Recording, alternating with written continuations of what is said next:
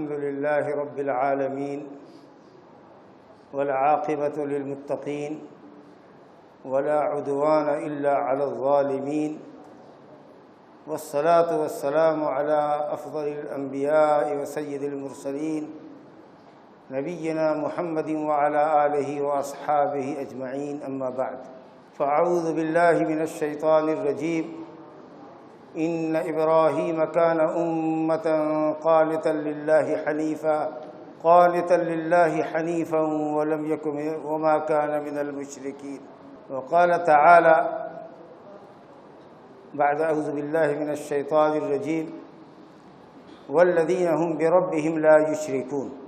محترم دینی بھائیوں، کتاب التوحید کا دوسرا چیپٹر جو آج ہمارے درس کا عنوان ہے، موضوع ہے باب من حقق التوحید دخل الجنت بغیر حساب. جس نے توحید کو محقق کیا، پختہ کیا، وہ جنت میں بلا حساب کے، بلا عذاب کے جائے گا. توحید کی اہمیت اور فضیلت کے اوپر یہ ایک اور چیپٹر ہے جو آپ کے سامنے پیش ہے. جس نے توحید کو محقق کیا، تحقیق التوحید. پہلے ہم کو یہ سمجھنا ہے عنوان کو کہ باب من حقق التوحید، جس نے توحید کو محقق کیا. توحید کی تحقیق کا کیا مطلب ہے؟ تو توحید کی تحقیق کا مطلب یہ کہ توحید کی مکمل معرفت حاصل کی، اللہ سبحانہ و تعالیٰ کے توحید کی مکمل معرفت حاصل کی، اور قولاً و عملاً توحید کے تقاضے پورے کیے. دوسرے لفظوں میں یوں کہہ لیجئے کہ جس نے اپنی توحید کو شرک سے، بدعت سے اور گناہوں کی ملاوٹ سے اور شائبے سے پاک رکھا. جس مومن کی زندگی میں شرک نام کے واسطے بھی نہیں، نہ بڑا شرک نہ چھوٹا شرک، نہ قلیل شرک نہ کثیر، نہ جلی نہ خفی، اسی طریقے سے بدعت سے پاک اور گناہوں سے پاک، تو سمجھو کہ اس نے اپنی توحید کو نہایت پختہ کیا. اور ایسا انسان، ایسا شخص، ایسا خوش نصیب مومن بغیر حساب کے، بغیر عذاب کے جنت میں جائے گا. جعلنی اللہ وإیاکم منہم. اللہ تعالیٰ ہم مجھے اور آپ سب کو ایسے لوگوں میں شمار کرے. اس عنوان کے تحت حضرت الامام المجدد صاحب کتاب التوحید سورہ نحل کی 120 نمبر کی آیت ذکر کرتے ہیں. ان ابراہیم کان امۃ قانتا للہ حنیفا ولم یک من المشرکین. یا ان ابراہیم کان امۃ قانتا للہ حنیفا وما کان من المشرکین. اللہ رب العالمین نے سورہ نحل آیت نمبر 120 میں حضرت ابراہیم خلیل اللہ علیہ السلام، جن کو امام الموحدین کہا جاتا ہے، جو ابو الانبیاء ہیں، حضرت ابراہیم خلیل اللہ علیہ السلام سے لے کر حضرت محمد مصطفیٰ صلی اللہ علیہ وسلم تک کے تمام انبیاء کرام حضرت ابراہیم خلیل اللہ علیہ السلام کی اولاد میں سے، جنہوں نے رب العالمین کی توحید کو پختہ کیا، توحید کے لیے جنہوں نے ہر طرح کی قربانی دی، جنہوں نے بتوں کا تیا پائچہ کر دیا، جو نار نمرود میں ہنستے ہوئے کود گئے، جنہوں نے اللہ کی توحید کی خاطر سہرانہ وردی کی، گھر بار وطن کو چھوڑا، اپنی بیوی کو لیا اور ہجرت کر گئے.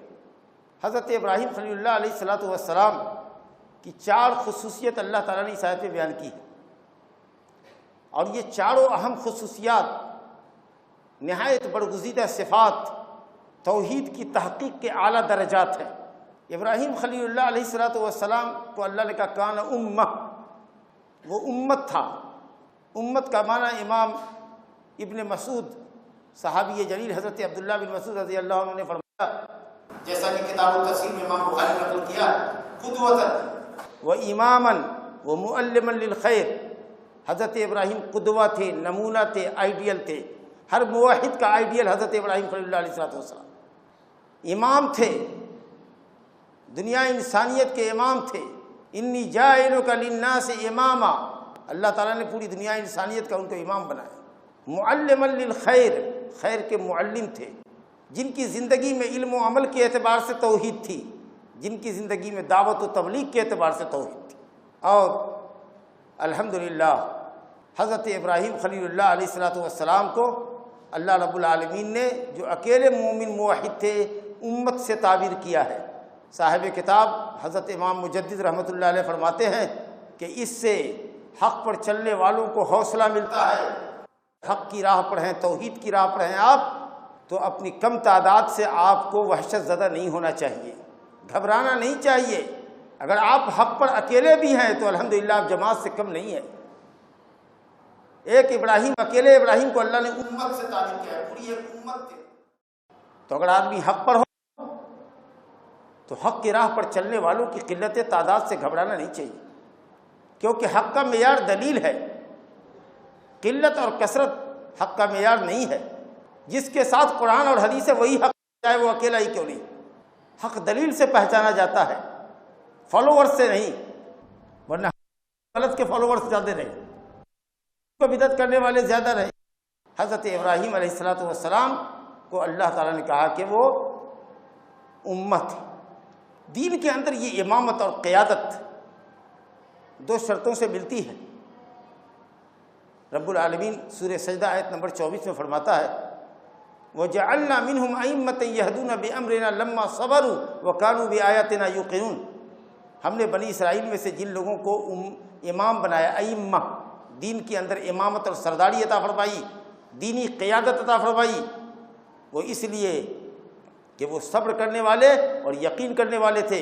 انہوں نے مقام صبر و یقین کو پختہ کیا تھا، اللہ کی دین کی خاطر ہر طرح کی تکلیف برداشت کی، اور اللہ رب العالمین کے فیصلے پر راضی برضا رہے۔ اطاعت اور بندگی میں ہر تکلیف کو انہوں نے گلے لگایا، اور اللہ رب العالمین کی وحدانیت پر کامل یقین رکھنے والے لوگ تھے۔ تو جو اللہ کے راستے میں صبر کرتا ہے، جو تکلیفوں کو جھیلتا ہے، خندہ پیشانی سے برداشت کرتا ہے، اور جو اللہ رب العالمین کی توحید پر، اس کی شریعت پر کامل یقین رکھتا ہے، اللہ رب العالمین اس کو دین میں امامت نصیب فرماتا ہے۔ اور اللہ رب العالمین نے یہ امامت حضرت ابراہیم خلیل اللہ علیہ السلام کو عطا فرمائی۔ دوسری صفت حضرت ابراہیم خلیل اللہ کے اللہ نے بتائی قانتا للہ۔ قانت کہتے ہیں شیخ الاسلام امام احمد بن عبد الحلیم بن تیمیہ رحمہ اللہ فرماتے ہیں کہ القنوت دوام الطاعہ، ہمیشہ اللہ رب العالمین کی بندگی کرنے والے کو قانت کہتے ہیں۔ اور اسی طریقے سے رات میں لمبا قیام، لمبا رکوع سجدہ کرنے والے کو بھی قانت کہتے ہیں۔ اللہ رب العالمین سورہ زمر آیت نمبر 9 میں فرماتا ہے امن هو قانت آناء اللیل ساجدا وقائما یحذر الآخرۃ ویرجو رحمت ربہ۔ وہ شخص جو رات میں بیچو بیچ، رات کے بیچو بیچ قنوت کرتا ہے، اللہ کی عبادت کرتا ہے، ساجدم و راہ کے اندر رات گزارتا ہے سجدہ کرتے ہوئے، رکوع کرتے ہوئے، رب تعالیٰ کے عذاب سے ڈرتا ہے اور اللہ کی رحمت کی امید لگاتا ہے۔ کیا مقام اس کا بلند ہے! تو لمبا قیام، لمبا رکوع سجدہ کرنے والے کو بھی قانت کہا گیا ہے۔ بہرحال حضرت ابراہیم علیہ السلام دوام الطاعات، ہمیشہ اللہ رب العالمین کی بندگی کرنے والے تھے۔ وہ اللہ کے بندے تھے، اللہ کے غلام تھے، وہ کسی بادشاہ کے غلام نہیں تھے، وہ کسی دنیا دار تاجر کے پیچھے دوڑنے والی ہستی نہیں تھے، وہ اللہ کے غلام تھے۔ حنیفاً، اور تیسری صفت ان کی یہ بتائی گئی کہ ابراہیم علیہ السلام حنیف تھے۔ حنف کہتے ہیں میلان کو، جس کا پاؤں ایسے ٹیڑھا ہوتا نا، دایاں پاؤں بائیں طرف جھکا ہو، بایاں پیر دائیں طرف جھکا ہو، ایسا جھکا ہوتا، اس کو کہتے ہیں حنیف، جس کا ٹانگ ٹیڑھا ہو ایسے۔ حضرت ابراہیم کو اللہ نے کہا کہ وہ بندے حنیف تھا، یعنی شرک سے منہ موڑ کر توحید کی طرف توجہ کرنے والا تھا۔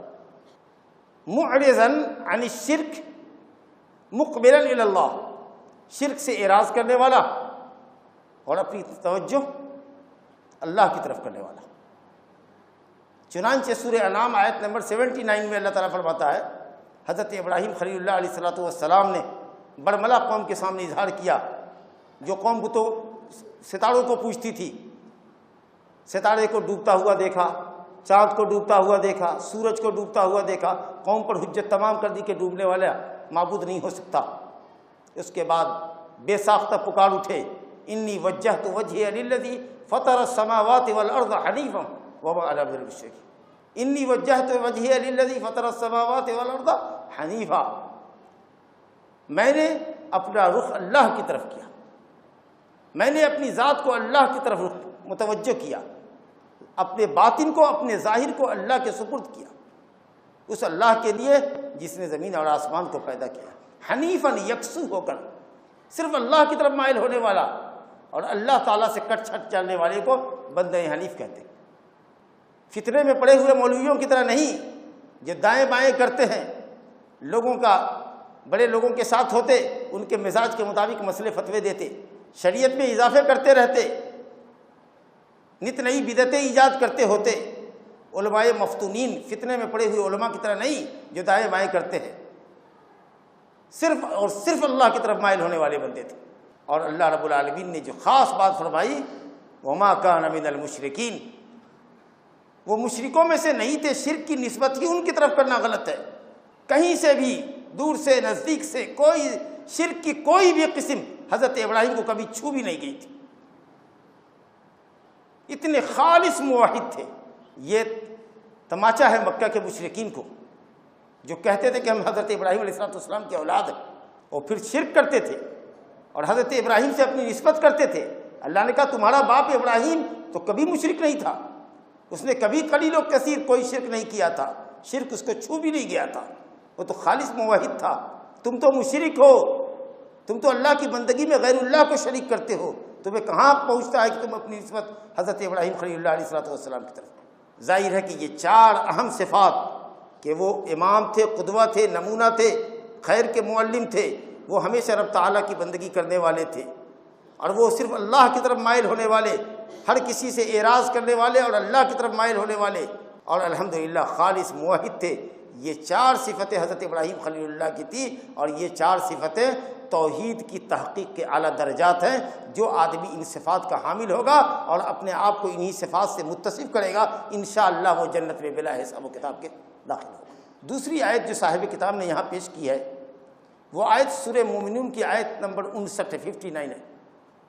سورہ مومنون کی آیت میں اللہ رب العالمین نے آیت نمبر 57، 58، 59، 60، 61 5 آیتوں میں اللہ رب العالمین نے اپنے ان پاک باز مومن بندوں کا ذکر کیا ہے جو جنت کی طرف سبقت کرنے والے ہوں گے، جو پہلے زمرے میں داخل ہونے والے ہوں گے جنت میں۔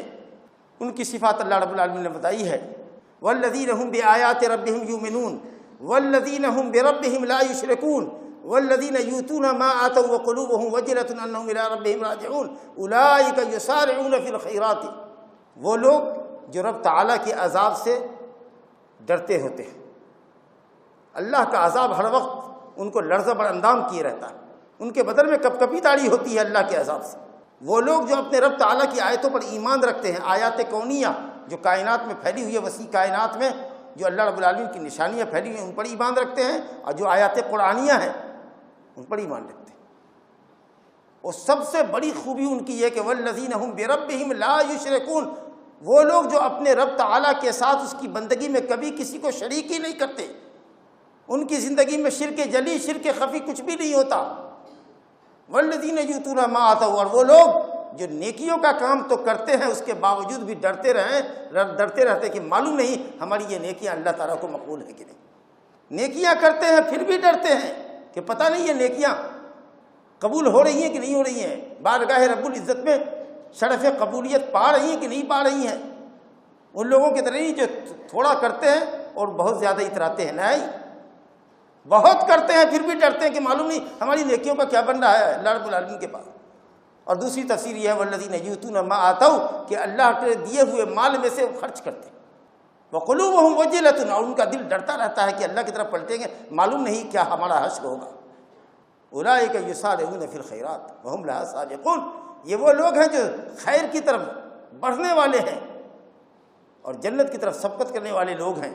جن مومن بندوں کی اللہ نے صفات بتائی ہے اس میں آپ نے یہ صفات ملاحظہ کی، یہ ایک پکے پختہ مومن اور موحد کی علامتیں کہ اس کی زندگی کے اندر شرک نہیں ہونا چاہیے، رب تعالیٰ کی بندگی ہونی چاہیے، بندگی بھی اللہ تعالیٰ کے عذاب کا خوف لیتے ہوئے، اللہ کی رحمت کی امید لیتے ہوئے اور اللہ سے محبت کرتے ہوئے کرنی چاہیے، اور کبھی بھی بندگی پر اترانا نہیں چاہیے۔ ہمیشہ دعا کریں اللہ ٹوٹی پھوٹی بندگی کو قبول فرما لے۔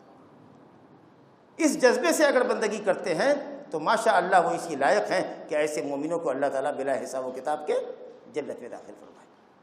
اللہ تعالیٰ یہ مومنانہ صفات ہمارے اور آپ کے اندر پیدا فرمائے۔ اور اسی حدیث پیش کیا ہے صاحب کتاب امام محمد بن عبد الوہاب بن سلیمان التمیمی رحمہ اللہ نے، حدیث تو بڑی لمبی ہے اور نسبت نہیں کی ہے کہ وہ حدیث کہاں سے انہوں نے نوٹ کی ہے، لیکن شرح شروحات لکھنے والوں نے ماشاءاللہ واضح کیا ہے کہ یہ حدیث بخاری مسلم کی۔ تو حدیث یوں ہے کہ ایک شخص حسین بن عبد الرحمن رحمہ اللہ یہ کہتے ہیں کہ میں سعید بن جبیر کے پاس تھا۔ سعید بن جبیر رحمۃ اللہ علیہ حضرت عبداللہ بن عباس کے اجلہ شاگرد میں سے تھے، بزرگ شاگرد میں سے تھے، باکمال انسان تھے۔ سعید بن جبیر تابعی کے پاس میں تھا، انہوں نے سوال کیا، ذرا توجہ فرمائیے گا۔ سعید بن جبیر کے پاس حسین بن عبد الرحمن، حسین صاد سے، ہا صاد یا نون، حسین، ایک ہوتا ہے حسین حضرت حسن حسین جو سین سے وہ نہیں، حسین ہا صاد، حسین بن عبد الرحمن رحمۃ اللہ علیہ کہتے ہیں کہ میں سعید بن جبیر رحمۃ اللہ علیہ کے پاس تھا، وہاں پر کچھ اور لوگ بیٹھے تھے، تو حضرت سعید بن جبیر نے مجھ سے پوچھا، یا ایسے پوچھا حاضرین سے کہ ایکم رأى الکوکب انقض البارحہ، تم میں سے کس نے رات ستارے کو ٹوٹتے ہوئے دیکھا؟ انقض مانے سقط، رات ستارہ ٹوٹا، اس کی خبر سعید بن جبیر کو لگی ہوگی، تو انہوں نے پوچھا کہ آپ میں سے کسی نے کل رات ستارے کو ٹوٹتے ہوئے دیکھا؟ عربی میں گزشتہ رات کے لیے، جیسے آج کی یہ رات ہے، کل جب ہم بولیں گے کہ رات تو زوال سے پہلے بولیں گے تو بولیں گے رات دیکھا، اس کو اللیلہ بولتے ہیں عربی میں، اور زوال کے بعد، سورج ڈھل جانے کے بعد اگر آج کی رات کے متعلق کسی سے پوچھیں گے تو عربی میں وہاں لیلہ نہیں بولتے، البارحہ، یہ دو لفظ آتا ہے، اللیلہ البارحہ، آج کی رات کو کل دن میں زوال سے پہلے کوئی بولے گا کہ رات، مولوی صاحب نے اس موضوع پر خطاب کیا، تو اگر 12 بجے سے پہلے بات کرتا ہے زوال سے پہلے تو کہے گا رات لیلہ، اور اگر زوال کے بعد بولے گا عربی میں تو بولے گا البارحہ۔ تو یہاں یہ لفظ ہے البارحہ، بتا رہا ہے کہ یہ گفتگو جو سعید بن جبیر کی حاضرین سے ہو رہی ہے یہ زوال کے بعد ہوئی تھی۔ کہا تم میں سے کس نے ستارے کو ٹوٹتے ہوئے دیکھا؟ تو حسین بن عبد الرحمن کہتے ہیں کہ میں نے کہا میں نے دیکھا، اور فوراً میں نے یہ کہا کہ اما انی لم اکن فی صلاۃ، میں عشاء کی نماز میں نہیں تھا، ولکنی لدغت، کیونکہ مجھے ڈنک مار دیا گیا تھا، مجھے ایک بچھو نے ڈس لیا تھا۔ یہ ایسا کیوں کہا؟ کہہ دیتے کہ میں نے دیکھا، لیکن پھر سوال کھڑا ہوتا کہ تم نے دیکھا ہوگا تو اس کا مطلب کہ تم نماز میں نہیں تھے، یا نماز میں تھے تو نماز میں دیکھا ہوگا، یا تم نے دیکھا ہی نہیں ہوگا کیونکہ تم نماز میں تھے۔ کتنی سادگی ہوتی تھی سلف صالحین کے پاس، تام جھام سے کتنے پاک ہوتے تھے، تصنع اور تکلف، ریا اور نمود سے کتنے دور ہوتے تھے۔ انہوں نے کہا کہ کہیں حاضرین یہ نہ سمجھے کہ انہوں نے نہیں دیکھا ہوگا اس لیے کہ یہ نماز میں تھے، انہوں نے کہا بھائی میں نے دیکھا کیونکہ میں نماز میں نہیں تھا۔ تو پھر سوال اٹھتا کہ آپ نماز میں آخر کیوں نہیں تھے؟ تو کہا میری مجبوری یہ تھی کہ مجھ کو بچھو نے ڈنک مار دیا تھا، میں گھر میں پریشان کڑا رہا تھا، ہو سکتا ہے آنگن میں صحن میں سویا رہا ہوں، بیٹھا رہا ہوں، ستارہ ٹوٹتے ہوئے میں نے دیکھا، ایک دم کلیئرفائی کر دیا۔ ان مکاروں کی طرح نہیں جو کرتے کچھ نہیں ہے، لیکن میں نے یہ کیا، میں نے یہ کیا، میں نے یہ کیا، تاکہ جاہلوں اور احمقوں کے سامنے اپنے کو ولی ثابت کریں کہ ہم اللہ کے ولی، اور لمبی تسبیح کا دانہ ہاتھ میں لیے ہوئے چل رہے ہیں، اور تسبیح کے اوپر ہاتھ چل رہی ہے، گفتگو بھی کر رہے ہیں پھر بھی ہاتھ تسبیح کے دانوں پر ہے، تاکہ لوگ یہ سمجھیں کہ آدمی رات دن تسبیح ہی پڑھتا ہے۔ بڑا اچھا قول یاد آیا حضرت عبداللہ بن مسعود رضی اللہ عنہ کا۔ علامہ محمد بن وضاح بہت بڑے محدث گزرے ہیں اندلس کے، غالباً 286 ہجری کے اندر ان کا انتقال ہوا، تیسری صدی کے محدث عالم ہیں اندلس کے، اسپین کے۔ یہ اپنی سند سے بیان کرتے ہیں حضرت عبداللہ بن مسعود سے کہ حضرت عبداللہ بن مسعود راستے سے گزر رہتے، ایک عورت کے پاس سے گزر ہوا، وہ تسبیح کا دانہ ہاتھ میں لے کر کے کھٹکھٹا رہی تھی، تسبیح کے دانے پر اس کا ہاتھ چل رہا تھا اس خاتون کا، بس حضرت عبداللہ بن مسعود نے جھپٹ کے اس کے ہاتھ سے تسبیح کا دانہ پکڑا اور اس کو توڑ کر کے پھیلا دیا۔ آگے بڑھے تو دیکھا کہ ایک آدمی بیٹھ کر کے کنکریاں کچھ رکھے ہوا ہے اور اس پر تسبیح گن رہا ہے، لات سے مارا اور پوری کنکریوں کو پھیلا دیا، کہا ظالمو بدعت کرنے لگے، تسبیح کے دانوں پر کنکریوں پر چھنوں پر اللہ کی تسبیح کرنے لگے. ارے کیا تم اصحاب محمد صلی اللہ علیہ وسلم سے زیادہ علم رکھتے ہو؟ انہوں نے تو ایسا نہیں کیا. تو کس قدر سادگی ہوتی تھی، کس قدر تکلف اور تسلط سے سلف صالحین دور ہوا کرتے تھے. اس کی یہ بہترین مثال ہے کہ بھیا میں نماز میں نہیں تھا کیونکہ مجھے بچھو نے ڈنک مار دیا. اب گفتگو کا رخ یہاں سے پلٹا. تو حضرت سعید بن جبیر نے پوچھا کہ اچھا بچھو نے ڈنک مار لیا تو تم نے کیا کیا؟ تو انہوں نے کہا استرقیتو، ارتقیتو، اب مسلم میں روایت ہے استرقیتو، میں نے جھاڑنے والے کو تلاشا. ذرا توجہ فرمائیے گا، میں نے جھاڑنے والے کو تلاشا. تو فوراً سعید بن جبیر نے پوچھا کہ ما حملک علی ذالک، کس چیز نے ایسا کرنے پر تم کو ابھارا؟ کیوں جھاڑنے والے کو تلاشا تم نے؟ تو انہوں نے کہا کہ اس لیے کہ میں نے شعبی سے سنا ہے، علامہ شعبی عامر بن شراحیل بڑے پائے کے تابعی ہیں، میں نے ان سے سنا ہے اور وہ بریدہ بن حصیب سے روایت کرتے ہیں لا رقیت الا من عین او حمۃ، کہ نہیں ہے جھاڑ مگر نظر بد سے اور زہریلے جانور کے ڈنک مار دینے سے. جب یہ دلیل بتائی، میں یہاں ذرا رک کر کے گفتگو کو آگے بڑھانے سے پہلے بتاؤں کہ حضرت امام نے جو روایت بیان کی ہے اس میں بریدہ ابن الحصیب کا یہ قول پیش کیا ہے کہ بریدہ کی یہ روایت ہے. بریدہ کہتے ہیں کہ نہیں ہے جھاڑ مگر نظر بد لگنے سے یا زہریلے جانور کے ڈنک مارنے سے. گویا یہ بریدہ کا قول ہے رضی اللہ عنہ کا. یہ صحابی کا قول ہو تو حدیث موقوف کہلاتی ہے، لیکن الحمدللہ یہ حدیث موقوف نہیں ہے، صحابی کا صرف قول نہیں ہے بلکہ مسند احمد میں اور ابن ماجہ میں خود بریدہ ابن الحصیب کہتے ہیں کہ رضی اللہ عنہ کہتے ہیں کہ نبی صلی اللہ علیہ وسلم نے فرمایا لا رقیت الا من عین او حمۃ، کہ نہیں ہے جھاڑ مگر نظر بد لگنے سے اور بچھو کے ڈنک مار دینے سے یا سانپ کے ڈنک مار دینے سے. گویا کہ یہ حدیث موقوف نہیں ہے بلکہ مرفوع ہے. وہ حدیث جس کو صحابی نبی صلی اللہ علیہ وسلم تک لے جائے، جس کی نسبت نبی صلی اللہ علیہ وسلم تک نبی صلی اللہ علیہ وسلم نے فرمایا، وہ حدیث مرفوع ہوتی. بات سمجھی گئی ہوگی. اور ٹھیک یہی روایت مسند احمد میں، ترمذی میں اور ابو داؤد میں عمران بن حسین رضی اللہ عنہ سے مروی ہے. نبی صلی اللہ علیہ وسلم نے فرمایا کہ لا رقیت الا من عین او موت. تو ماشاءاللہ یہ حدیث مرفوع ہے، ایک دم 100% کریکٹ نبی صلی اللہ علیہ وسلم کا فرمان ہے. اب اس فرمان کا کیا مطلب ہے؟ پہلے اس کو ذرا سن لیں پھر آگے بڑھتے ہیں. لا رقیت، نہیں ہے جھاڑ مگر نظر بد لگنے سے اور ڈنک مارنے سے.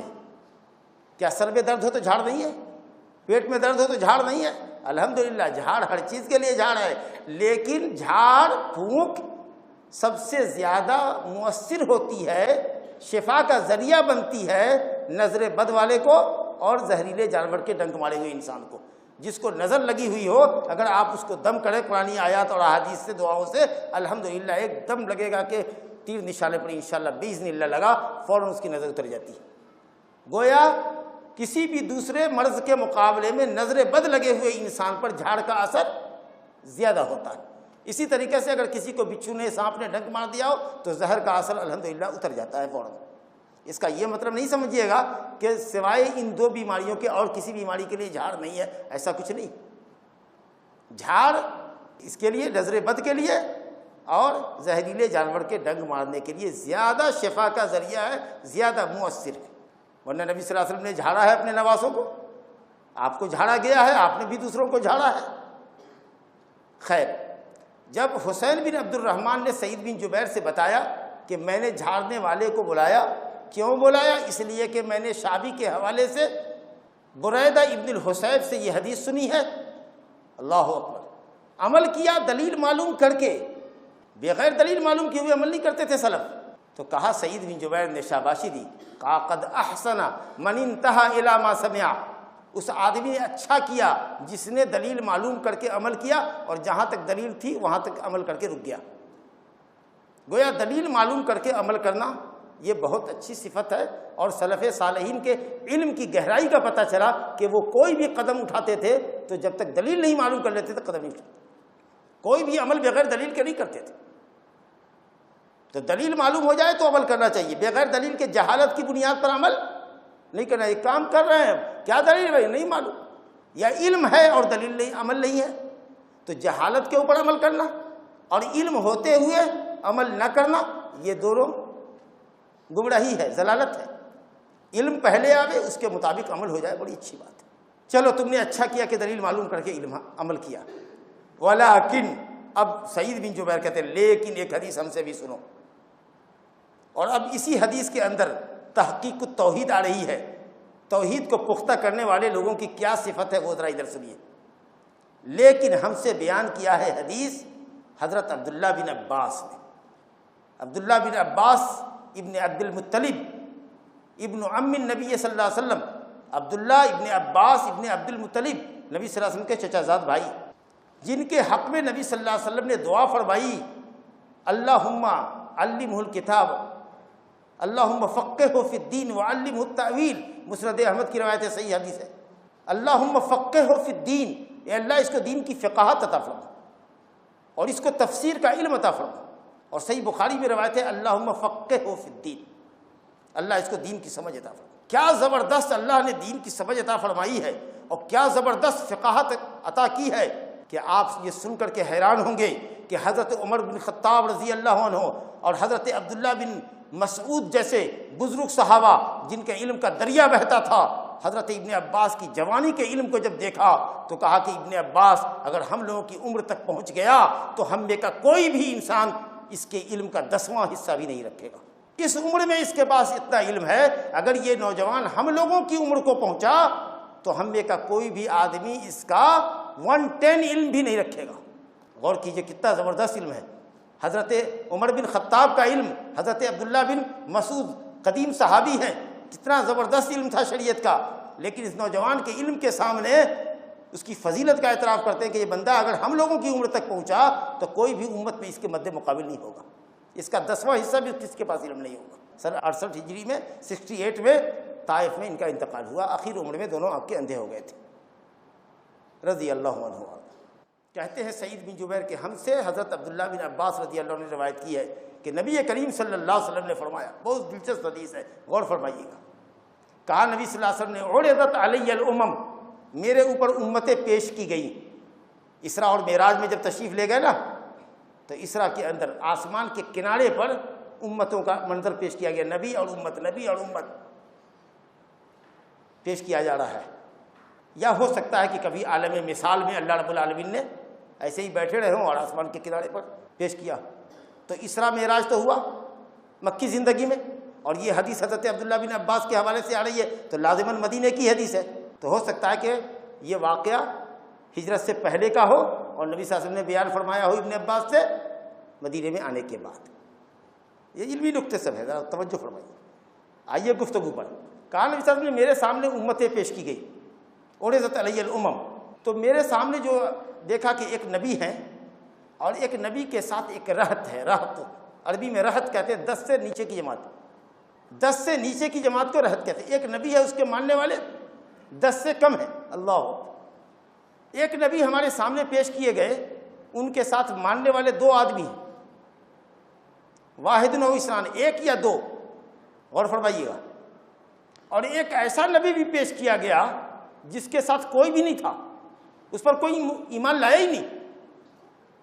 میں یہ پوچھنا چاہتا ہوں کہ جس نبی پر کوئی ایمان نہیں لایا وہ نبی کے حق پہ نہیں تھا علیہ الصلاۃ والسلام؟ یقیناً حق پر تھا۔ اب آپ یہ کہیے گا کہ تمہارے ساتھ کتنے لوگ ہیں؟ دیکھو ہماری تعداد بہت ہے، لوگ کہتے بھی ہیں، قرآن و سنت پر عمل کرنے والے، قرآن و سنت کی دعوت دینے والوں کو لوگ یہ طنز بھی کرتے کہ ان کی تعداد کتنی ہے، ان کے مقابلے میں دوسری جماعتوں کو دیکھو ان کے ماننے والے کتنے ہیں۔ میں نے یہ بات ابھی آپ کے سامنے عرض کی کہ حق کا معیار قلت یا کثرت نہیں ہے، حق کا معیار دلیل ہے۔ اب بھلا وہ نبی جس کے ساتھ 10 سے کم آدمی تھے، 2 آدمی، 1 آدمی، اور ایک ایسا بھی نبی ہے جس کے پاس ایک بھی ماننے والا نہیں، جس کا ایک بھی ماننے والا نہیں ہو، کیا وہ نبی حق پر نہیں تھے؟ نعوذ باللہ، یقیناً 100% حق پر تھے۔ ساری امت نے جھٹلایا، قوم ہلاک ہو گئی ہوگی، وہ نبی اپنا کام کر کے چلا گیا۔ اسی درمیان میں اذ رفع علی سواد عظیم، میرے سامنے سواد عظیم پیش کیا گیا۔ سواد بیاض کی ضد ہے، سواد مانے کالا، اب بیاض مانے سفید، مراد ہے اشخاص۔ اشخاص، بہت زیادہ اشخاص پیش کیے گئے جو دور سے دیکھنے میں لگتا تھا کہ بلیک اسپاٹس ہے آسمان کے کنارے بھی، اتنا بڑا لشکر تھا۔ آدمی کا اتنا بڑا سموہ تھا، اتنا کراؤڈ تھا کہ لگا کہ بالکل اسپورٹس ہے، حالانکہ وہ اشخاص تھے لیکن اتنے دور سے دیکھنے کے بعد لگا کہ وہ بالکل کالے کالے دھبے دکھ رہے تھے. تو میں نے گمان کیا کہ یہ میری امت کے لوگ ہوں گے، اتنے ماننے والے تو ہمارے ہی ہیں یا ہوں گے. تو مجھ سے کہا گیا کہ نہیں، یہ موسیٰ ہیں اور ان کی امت ہے، یہ موسیٰ علیہ السلام ہیں اور ان کی امت ہے. ماشاءاللہ حضرت موسیٰ کے بھی فالوورز ماننے والے بہت زیادہ تعداد. اب اگر ذرا سا رک کے آپ سے یہ سوال کرے کہ نبی صاحب سے پوچھا گیا کہ یا رسول اللہ قیامت کی اس بھیڑ بھاڑ میں اپنی امت کو کیسے پہچانیے گا؟ صحیحین کی روایت ہے حضرت ابو ہریرہ رضی اللہ عنہ کی. تو آپ نے کہا کہ میں وضو کے آثار سے پہچان لوں گا، میرے امتیوں کے چہرے پر چمک ہوگی، پیشانی پر چمک ہوگی، آدائے وضو ان کے چمکتے ہوں گے پچکلیان گھوڑے کی طریقہ سے.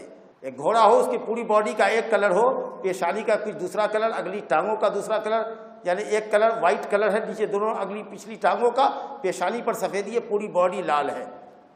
اور ایسے بازار میں جاؤ جہاں ہزار ملین گھوڑے صرف کالے ہیں یا صرف لال ہے، ریڈ ہارس ہے یا بلیک ہارس ہے، اس میں ایک گھوڑا ایسا ہے جو ریڈ ہے لیکن اس کی پیشانی پر سفیدی ہے، ہاتھ پاؤں اس کے بالکل سفید ہے. تو کسی بھی آدمی کو اس ایک گھوڑے کو پہچاننے میں دیر لگے گی؟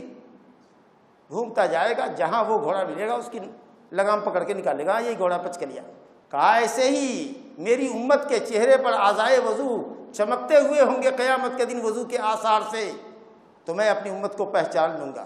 قیامت کی اس بھیڑ میں آپ اپنی امت کو پہچان لیں گے. اگر کوئی کہے کہ وہ جو لشکر پیش کیا گیا، اشخاص کا وہ جو مجموعہ پیش کیا گیا، تو آپ نے کیسے دھوکہ کھا لیا کہ کہا یہ میری امت ہے، کہ کہنا پڑا فرشتے کو کہ نہیں یہ آپ کی امت نہیں ہے، حضرت موسیٰ علیہ السلام کے ماننے والے ہیں. اس کا جواب بالکل ایزی ہے. قریب سے اپنی امت کو پہچانیں گے. بیٹھے بیٹھے یہاں سے آسمان کے کنارے پر اتنا بڑا لشکر سامنے آوے تو یہ تو دکھے گا کہ بہت بڑی تعداد ہے، لیکن ایگزیکٹلی کون لوگ ہیں آپ نہیں پہچان سکتے. آپ اپنے بیٹے کو پہچانتے، کون باپ ہوگا جو اپنے بیٹے کو نہیں پہچانتا ہوگا؟ سڑک پر یہاں سے 500 گز کی دوری پر 50 بچے جا رہے ہیں، اس میں آپ کا بچہ جا رہا ہے، آپ یہاں سے بیٹھ کر تمیز نہیں کر سکتے کہ اس میں آپ کا بچہ کون ہے. اتنی دور سے آسمان کے کناروں پر جو امت پیش کی جا رہی ہے، اگر آپ نے نہیں پہچانا تو کیا پرابلم ہے؟ اللہ اکبر. کہا گیا کہ یہ موسیٰ علیہ السلام ان کے ماننے والے. اسی درمیان میں کہا گیا کہ اب آپ پلٹ کے نظر دیکھیے، دوبارہ نظر کو پلٹائیے. جب میں نے نظر کو پلٹایا تو ایک اور بڑا مجمع تھا اشخاص کا، سواد عظیم. میں نے بتایا نا آپ کو کہ سواد بیاض کی ضد ہے، مراد اس سے اشخاص، ایک بہت بڑی تعداد سامنے آئی. کہا گیا کہ یہ آپ کی امت ہے ماشاءاللہ، اور اس امت کے اندر آپ کی 70,000 لوگ ایسے ہیں. یہی بات سمجھنے کی ہے کہ اس میں 70,000 لوگ ایسے ہیں جو جنت میں بلا حساب و کتاب کے جائیں گے، بلا حساب و عذاب کے جنت میں جائیں گے. بس آؤ اور جاؤ جنت میں، کہیں رکنے ٹکنے کا نام نہیں. اللہ اکبر. صحیحین کے اندر روایت ہے حضرت ابو ہریرہ رضی اللہ عنہ سے کہ یہ جو 70,000 لوگ ہوں گے، ان کا چہرہ قیامت کے دن 14ویں رات کی چاند کی طرح چمکتا ہوگا. جو پہلا زمرہ، پہلا بیچ جو اس میں جائے گا جنت میں، ان کے چہرے 14ویں رات کے چاند کی طرح چمکتے ہیں. اور اس کے بعد جو دوسرا گروپ جائے گا وہ آسمان میں دور چمکتے ہوئے روشن ستارے کے مانند. اور حضرت ابو ہریرہ رضی اللہ عنہ سے مسند احمد میں روایت ہے کہ نبی صلی اللہ علیہ وسلم نے کہا اللہ تعالیٰ اتنی تعداد تو کم پڑے گی ہماری امت کے لیے، 70,000 ہی، صرف 70,000 بلا حساب کتاب کے جنت میں جائیں گے. اللہ تعالیٰ زیادہ فرما، میری امت کی تعداد اور بڑھا جو بغیر حساب و کتاب کے جائیں گے. تو اللہ نے دعا قبول فرمائی، کہا ہر پرسن کے ساتھ 70,000، ہر ایک کے ساتھ 70,000. تو سیدھی سی بات ہے، حدیث صحیح ہے، مسند احمد کی روایت ہے حضرت ابو ہریرہ سے، 70,000 کو 70,000 سے ضرب دے دیں آپ تو انشاءاللہ 490 کروڑ بنتے، 490 کروڑ بنتے. ذالک من فضل اللہ یؤتیہ من یشاء، ذالک فضل اللہ یؤتیہ، اللہ کا فضل، اس کی وسعت رحمت دیکھیے. اور نبی رحمت للعالمین صلی اللہ علیہ وسلم کی رحمت پہ قربان جائیے، کتنا امت کا درد تھا. بہرحال یہ کہہ کر کے آپ گھر پہ تشریف لے گئے. اب صحابہ کرام کا جو مجمع وہاں تھا، فخاض الناس فی اولئک، اب یہ لوگ بحث و مناظرہ کرنے لگے وہ لوگ کون ہو سکتے ہیں. حقیقت تک پہنچنے کے لیے، علم حاصل کرنے کے لیے آدمی مباحثہ کرتا ہے. تاکہ کسی صحیح نتیجے تک ہم پہنچ سکیں۔ تو نبی صلی اللہ علیہ وسلم اندر تشریف لے گئے تھے، جو لوگ بیٹھے ہوئے تھے ان کے درمیان آپس میں نظریاتی اختلاف ہوا۔ کسی نے کہا یہ وہ لوگ ہیں جنہوں نے نبی صلی اللہ علیہ وسلم کی صحبت اختیار کی، صحابہ کرام ہی ہیں۔ اگر ایسا ہوتا تو بعد میں آنے والی کسی بھی امت کا ایک فرد بھی نہیں ہوتا، ہے نا برابر؟ تو کسی نے کہا یہ صحابہ کرام، کسی نے کہا نہیں یہ وہ لوگ ہیں جو اسلام میں پیدا ہوئے، جنہوں نے کفر کو کبھی دیکھا بھی نہیں، گویا خاندانی طور پر مسلمان تھے، ان کے ماں باپ مسلمان تھے، اب پوری زندگی کبھی شرک نہیں کیا ہوگا، وہ لوگ ہو سکتے ہیں۔ تو اب وہ لوگ جو مسلمان ہونے سے پہلے کافر تھے، بعد میں مسلمان ہوئے، ظاہر ہے وہ مایوس ہوئے ہوں گے کہ گویا کہ اس میں ہم نہیں آئیں گے۔ لوگوں نے اپنے اپنے خیالات کا اظہار کیا۔ اسی درمیان نبی صلی اللہ علیہ وسلم تشریف لائے اور آپ نے رزلٹ آؤٹ کیا، کہا ہم الذین لا یسترقون ولا یکتوون ولا یتطیرون وعلی ربہم یتوکلون۔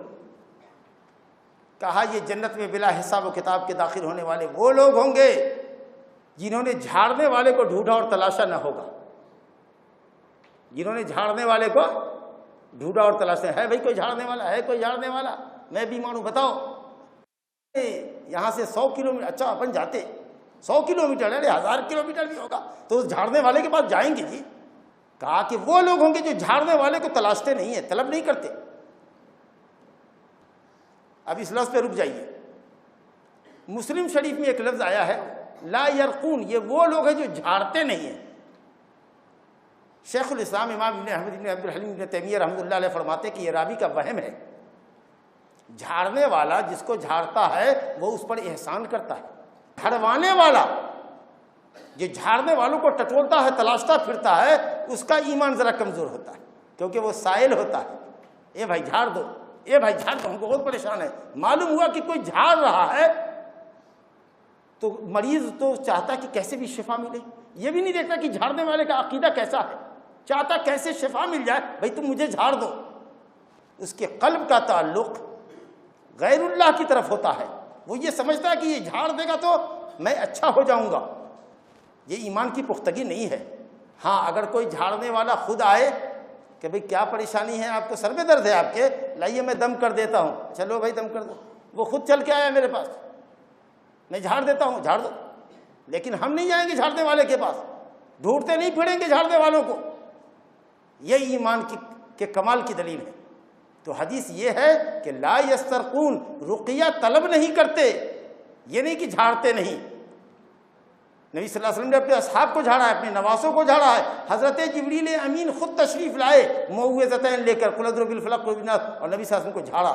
تو جھاڑ دینا کسی کو یہ احسان ہے، البتہ کسی کو تلاشنا، جھاڑنے والے کو شہر شہر کی خاک چھاننا کہ کہاں کون مضبوط جھاڑنے والا ہے، کون آسیب ہٹاتا ہے، ایسے لوگوں کے پیچھے لوگ کتنے پاگل ہوتے۔ اب آپ سمجھ سکتے ہیں کہ ان کا ایمان کتنا مضبوط ہے۔ تو نبی صلی اللہ علیہ وسلم نے فرمایا کہ یہ وہ لوگ ہیں جو رقیہ طلب نہیں کرتے، ورنہ جھاڑنے میں کوئی حد نہیں۔ نبی صلی اللہ علیہ وسلم نے فرمایا عارضوا علی رقاکم، تم لوگ اپنا اپنا رقیہ میرے سامنے پیش کر دو، کیسے جھاڑتے ہو؟ کہا لا بأس بالرقا ما لم تکن شرکا، اس رقیہ میں کوئی حرج نہیں ہے جس میں شرکیہ کلمات نہ ہو۔ صحیح مسلم کی روایت ہے من استطاع منکم ان ينفع اخاه فلينفع، تم میں کا جو کوئی اپنے بھائی کو نفع پہنچا سکتا ہے وہ اس کو نفع پہنچائے۔ جابر بن عبداللہ رضی اللہ عنہ سے روایت ہے، مسلم کی روایت ہے۔ تو جھاڑ دینا کسی کو یہ تو احسان کرنا ہے، لیکن جھاڑنے والے کو تلاشنا یہ اس آدمی کے کمزوری کی طرف اشارہ کرتا ہے کہ اس کا دل اللہ کے علاوہ کی طرف مائل ہے کہ یہ جھاڑ دے گا تو ہم اچھے ہو جائیں گے۔ دوسری صفت بتائی ولا یکتوون، جو داغتے نہیں ہیں، اپنے جسم کو داغتے نہیں ہیں، یا اگر کوئی خود سے بھی آئے کہ لاؤ تمہاری بیماری کا علاج ہے داغنا، ہم داغ دیتے ہیں تمہاری یہ تکلیف دور ہو جائے گی، کہ نہیں بھائی ہم تکلیف برداشت کر لیں گے لیکن آگ سے دگوائیں گے نہیں اپنے جسم کو، آپ سمجھے نا؟ تو نہ یہ تلاشتے ہیں، بلکہ کوئی اگر آفر بھی کرتا ہے کہ لاؤ داغ دیتے ہیں، کہتے نہیں، کیونکہ اس میں اذیت اور تکلیف ہوتی ہے۔ لیکن حدیثوں کو اگر آپ غور کیجئے گا تو کئی داغنا فی نفسہ ہی جائز ہے۔ صحیح مسلم میں روایت ہے حضرت جابر بن عبداللہ رضی اللہ عنہ سے کہ آپ صلی اللہ علیہ وسلم نے ابی بن کعب کے پاس ایک طبیب بھیجا، جس طبیب نے حضرت ابی بن کعب کی ایک رگ کو کاٹا اور پھر اس کو داغ کر کے خون کو بند کر دیا۔ صحیح بخاری میں روایت ہے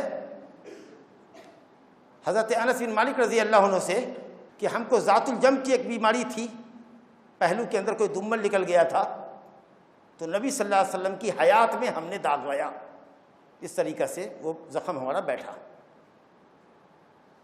ترمذی میں روایت ہے حضرت انس بن مالک رضی اللہ عنہ سے کہ نبی صلی اللہ علیہ وسلم نے خود ہی اسعد بن زرارہ رضی اللہ عنہ، انصاری زبردست صحابی ہیں، ان کے پاؤں میں کانٹا چبھ گیا تھا، نکل نہیں رہا تھا، تو آپ نے نوکدار چیز کو گرم کیا اور اس میں ڈال دیا اور اس کے بعد وہ کانٹا باہر آ گیا۔ یہ کام آپ نے خود کیا۔ اور صحیح بخاری میں حضرت عبداللہ بن عباس رضی اللہ عنہ کی روایت ہے کہ اللہ کے نبی نے فرمایا کہ شفا 3 چیز میں ہے، شہد پینے میں ہے، پچنا لگوانے میں ہے، سنگی لگانا جو ہوتا ہے جو گندے مواد کو چوس کر کے باہر پھینکتے، تو شہد پینے میں ہے، سنگی لگوانے میں ہے، پچنا لگوانا جس کو کہتے ہیں، اور کیت و نارین آگ سے دگوانے میں ہے۔ اب اتنی روایت ہے، رنگا رنگ روایت، وہ آدمی جنت میں بلا حساب و کتاب جائے گا جو دغواتا نہیں ہے۔ اور نبی صلی اللہ علیہ وسلم نے داغا ہے، داغنے کو بیماری کا علاج قرار دیا ہے، اور نبی صلی اللہ علیہ وسلم کے زمانے میں صحابہ نے بھی دغوایا ہے۔ ماشاء اللہ تبارک اللہ۔ علامہ ابن القیم رحمۃ اللہ علیہ فرماتے ہیں کہ کئی داغنے کے تعلق سے 4 روایتیں ہیں اور کسی روایت میں کوئی تعارض نہیں۔ نبی صلی اللہ علیہ وسلم نے داغا، یہ آپ کا فعل اس عمل کے جواز پہ دلالت کرتا ہے، جائز ہے۔ آپ نے کہا کہ انی لا احبہ، میں داغنے کو پسند نہیں کرتا ہوں، تو آپ کا ناپسند کرنا اس عمل کو حرام نہیں کرتا۔ کتنی چیزیں ہیں جس کو آپ نے پسند نہیں کیا لیکن وہ امت کے لیے حرام نہیں ہے۔ آپ پیاز رکھا ہوا سالن نہیں کھاتے تھے، وہ سالن جس میں پیاز ڈالی جائے اپنی کھاتے تھے، امت کے لیے حلال ہے۔ کہتے ہیں میں پسند نہیں کرتا ہوں کیونکہ میں اس سے سرگوشی کرتا ہوں جس سے تم نہیں کرتے، یعنی میں جبریل سے بات کرتا ہوں، ان کو ذرا بھی مہک پسند نہیں، تم کھاؤ، ہم پیاز نہیں کھائیں گے، پیاز لہسن پکا ہوا بھی نہیں کھاتے تھے۔ تو آپ نے یہ کہا کہ انی لا احبہ، میں داغنے کو پسند نہیں کرتا ہوں، اس کا مطلب کہ عمل حرام نہیں ہے۔ آپ کا ناپسند کرنا اس عمل کی حرمت کو ثابت نہیں کرتا۔ جس کی آپ نے تعریف کی کہ جو نہیں دغواتا، اس کا مطلب یہ ہے کہ یہ افضل عمل ہے، نہ دغوانا افضل عمل ہے۔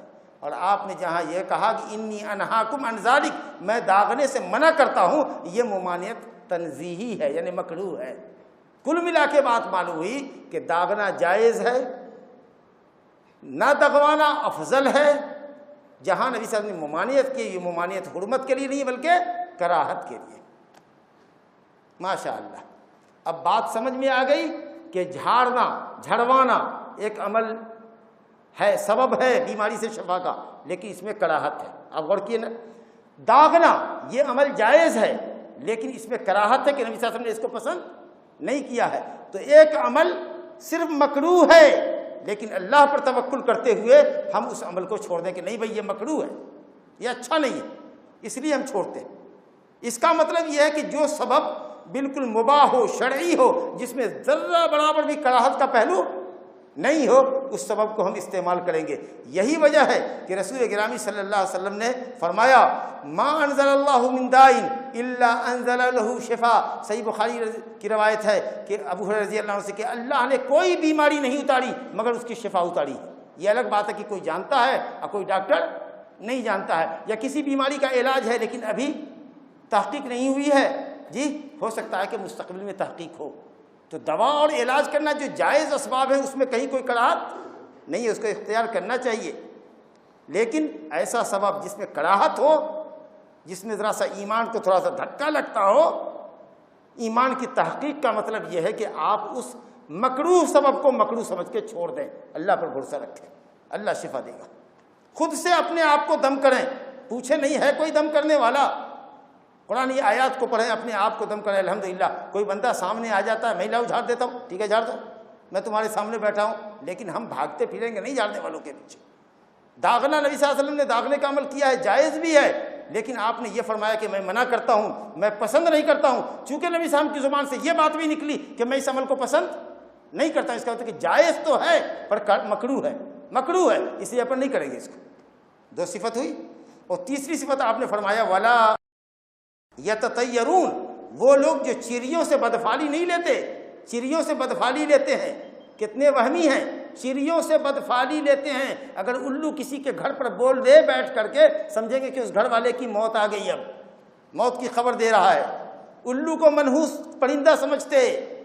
بلی اگر کسی کا راستہ کاٹ دے تو سمجھتے کہ خطرہ ہوگا، بائک چلا رہے روک دیا، لائٹ آف کیا، دوسرے جانے والے کا انتظار کیا، شیشے کے اوپر دیکھا چار چکا چلانے والوں کو یوں کٹ کرتے، وہ خطرہ کاٹ رہے آپ، ایسے کرنے سے آپ کا خطرہ ٹل گیا۔ جی کیا اندھ وشواس ہے، کتنا بلیک فیتھ ہے، غور کیجیے۔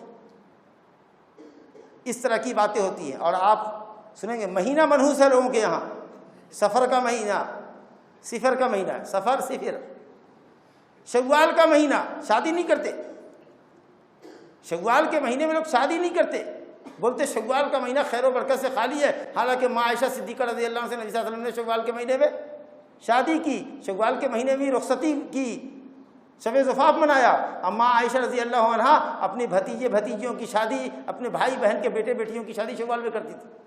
کچھ لوگ بدھ کے دن کو منحوس مانتے، بدھ کے دن کو منحوس مانتے، کچھ 13 کے عدد کو منحوس مانتے۔ 13 کا عدد، کتنی فلائٹ میں 13 کا عدد نہیں ملے گا، 12 11 12 14، 13 نہیں ہے، کیونکہ 13 پر بیٹھنا ہمارے لیے اب شگون ہے، بدشگونی ہے۔ لا حول ولا قوت الا باللہ ولا یتطیرون، اللہ کے نبی فرما رہے ہیں کہ پرندوں سے یا دوسری چیزوں سے بدشگونی نہیں لیتے۔ اور تمام چیزوں کا جامع مجموعہ آپ نے بتایا، بڑی اچھی بات بتائی، وعلی ربہم یتوکلون، ہر حال میں اپنے رب تعالیٰ پر ہی بھروسہ کرتے ہیں، دل ان کا اللہ کی طرف کھنچا ہوتا ہے، ان کا اعتماد اللہ پر مضبوط ہوتا ہے۔ حتیٰ کہ جائز سببوں کو اختیار کرتے ہیں، نہیں حتیٰ کہ نہیں بلکہ جائز سببوں کو اختیار کرتے ہیں، لیکن نتیجہ اللہ پر سپرد کرتے ہیں۔ یہ ہے توکل۔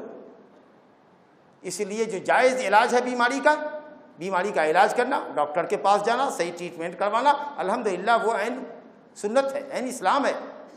مسند احمد میں روایت ہے اسامہ سے کہ دیہاتی لوگ آئے اور انہوں نے کہا کہ یا رسول اللہ انا تداوا، اے اللہ کے نبی کیا ہم لوگ علاج معالجہ کرائیں؟ تو آپ نے کہا نعم یا عباد اللہ تداو، اے اللہ کے بندو بیماری کا علاج کرو، کیونکہ اللہ رب العالمین نے ہر بیماری کی شفا اتاری ہے، ہاں ایک بیماری ہے جس کا کوئی علاج نہیں ہے۔ کہا یا رسول اللہ وہ کون سی بیماری؟ کہا الحرم، بڑھاپا، بڑھاپے کا علاج نہیں ہے۔ اب بوڑھے لوگ جوان بنتے ہیں، داڑھی میں کالا خضاب لگاتے، جی چہرے کے چمڑے کو ٹائٹ کراتے، اس سے کیا بڑھاپا ختم ہو جائے گا؟ جوانی کی اسٹیمنا واپس آ جائے گی؟ حرام عمل کرتے بھائی، حرام عمل کرتے آپ۔ بڑھاپے کا کوئی علاج نہیں ہے، کہا سب بیماری کا علاج ہے لیکن بڑھاپے کا علاج نہیں۔ اللہ ہو، تو آپ نے کہا علاج کرا، تو توکل اپنے رب کی طرف کرتے ہیں، اپنے رب سے چمٹے ہوتے ہیں، ہر معاملے میں اللہ پر بھروسہ کرتے ہیں، محنت کرتے، مزدوری کرتے، اسٹوڈنٹ پڑھتا، رات دن اکٹھا کرتا، لیکن اپنی محنت پر اتراتا نہیں ہے، کہتا ہے اللہ میری محنت کو کامیابی سے ہمکنار کرنے والا تو ہے، ہمیں کامیابی دینے والا تو۔ کاروبار کرتے ہیں، سارا کچھ کرتے ہیں، محنت کرتے ہیں، تمام جائز اسباب عروع کار لاتے ہیں، نتیجہ اللہ کے سپرد کرتے ہیں۔ یہ ہے توکل۔ آپ ایسا مت سمجھیے گا ادھر ہاتھ پاؤں توڑ کے مسجد میں بیٹھ جائیے اور کہیے سبحان اللہ الحمدللہ کرتے ہیں، روزی آئے گی، بال بچے کھا لیں گے۔ اس عاجزی کو توکل کا نام مت دیجیے، یہ عاجزی ہے، یہ پیٹ پالنا ہے دوسرے کے پیسے پر۔ محنت کیجیے، مزدوری کیجیے، جو کچھ کر سکتے ہو کیجیے، حلال طریقہ اختیار کیجیے، نتیجہ اللہ پر چھوڑیے۔ محنت کیجیے کہ یہ اللہ شفا دے گا، بیماری کا علاج کیجیے، ڈاکٹر کے پاس جائیے، لیکن توکل اللہ پہ رکھیے کہ اللہ شفا دے گا۔ وہ علی ربہم یتوکلون، تو اس کا یہ مطلب کوئی نہ سمجھے کہ توکل کا یہ مطلب ہے کہ ہم دوا علاج نہ کریں، لیکن الحمدللہ جیسا کہ امام ابن تیمیہ رحمۃ اللہ علیہ نے فرمایا کہ امت کے علماء تقریباً جمہور علماء اسی بات پر گئے ہیں کہ دوا علاج کرانا واجب نہیں ہے۔